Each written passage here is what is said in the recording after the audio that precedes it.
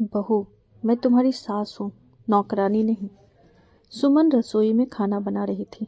तभी उसने सुना अपनी सास की आवाज़, जो अपने नाती नतनी से कह रही थी, तुम तीनों कमरे में जाओ, सबको नाश्ता और खाना बिस्तर पे मिल जाएगा। खा के प्लेट वहीं रख देना। तुम लोगों को सिर्फ पढ़ाई करनी है, कोई काम नहीं करने। फिर रसोई में सास ने आके सुमन से बोली, बहू, सुभी के लिए पराठा बना दो, रूमी के लिए पोहे और नंदू के लिए नूडल। सब बना के उन लोगों के कमरे में दिया।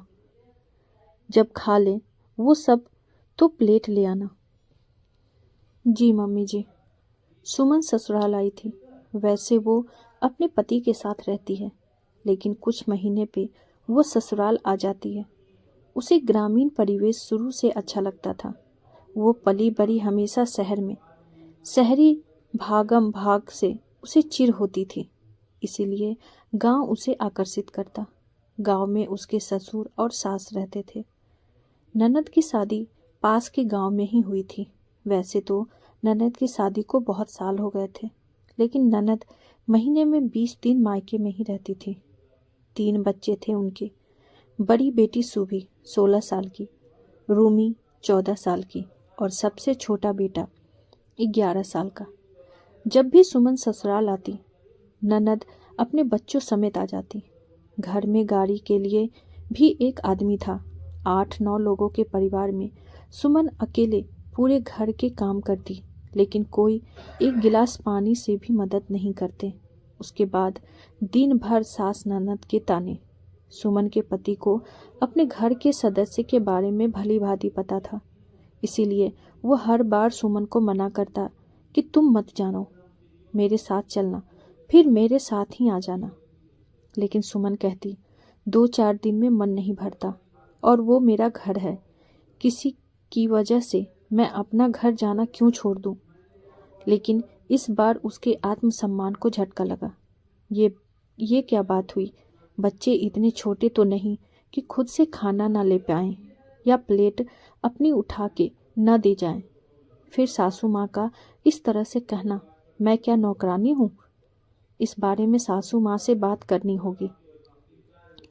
शाम में वो सासू माँ के साथ आंगन में बैठी थी, तो उसने सोचा अभी बात कर लूं। उसने कहा, मम्मी जी, सभी बच्चे से आप कहें खाना खुद ले और अपनी प्लेट खुद से साफ करें। नहीं तो रूमी को बोलिए वो अपने भाई बहन का प्लेट साफ करके रखे। घर में कोई काम के लोग तो नहीं हैं, अकेले मैं कितना करूँगी। ये सुन सास उसके ऊपर भड़क गई। बहू, तुम कह रही हो अपने नाती नतनी से मैं काम करने को कहूँ? उसका नानी का घर है ये, तुम्हारे पिताजी का घर नहीं, समझी?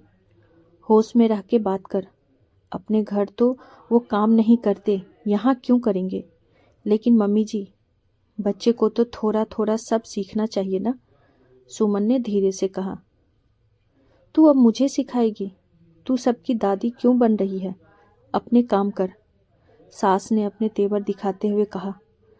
सुमन थोड़ा धीरे लेकर कठोर स्वर में बोली, ठीक है मम्मी जी, आपको जैसे रहना है रहिए, लेकिन मैं आपके घर की बहू हूँ, नौकरानी नहीं। जितने काम मुझसे होंगे उतने ही करूँगी, किसी के पीछे नहीं लगी रहूँगी। ना ही सबके लिए अलग अलग नाश्ता खाना बनाऊंगी।